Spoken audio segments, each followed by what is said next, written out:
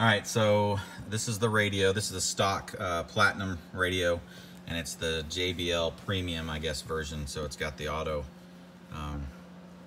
climate control settings.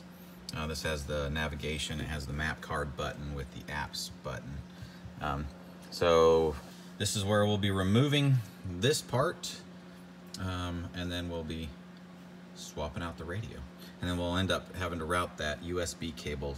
I think from another post I saw somebody put it through like the cabin filter cover, so you didn't have to do any drilling or anything. So I'll plan on doing that, where I could just set it in there and just have it kind of dangling in there. All right, one thing I mentioned, and I learned this from my 2012 Tundra.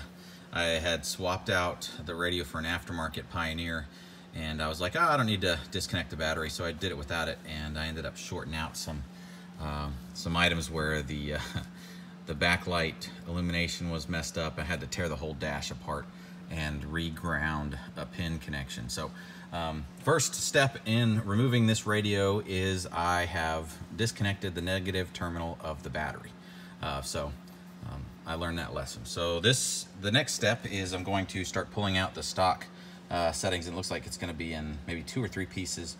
First piece is this bottom piece here, and there's a little, it's a little hard to see, but there's that little separation. So I use the pry tool to kind of get in there, and then I'm using this second pry tool to actually pop out the rest of the radio there. So once we got that,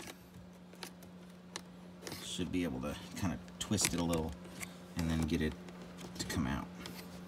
Hold that, point it right there. All right. Maybe use this one here, get a little bit more leverage on it. There we go.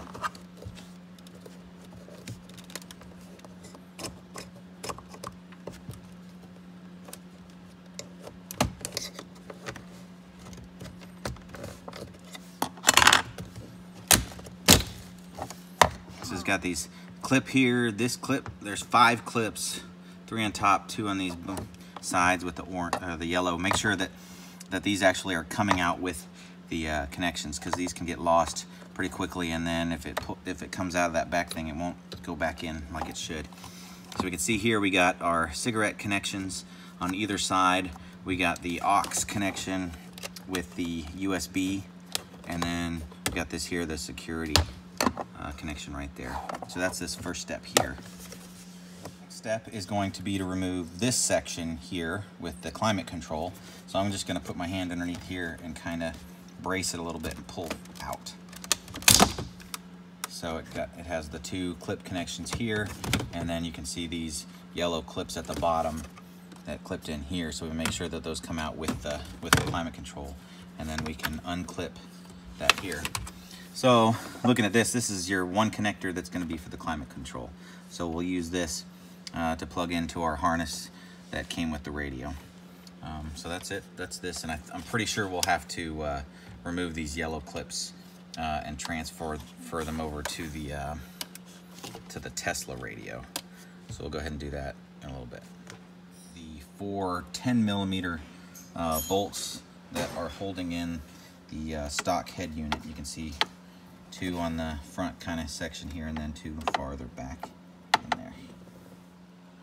All right, so we've removed the bolts from underneath there. There are the 4 10mm bolts.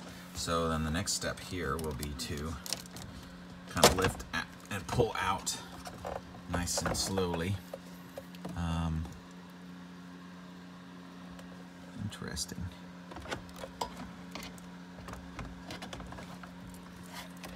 We'll have all the factory connections in the back that I'll go ahead and remove, and that's what we'll be connecting up to the Tesla unit.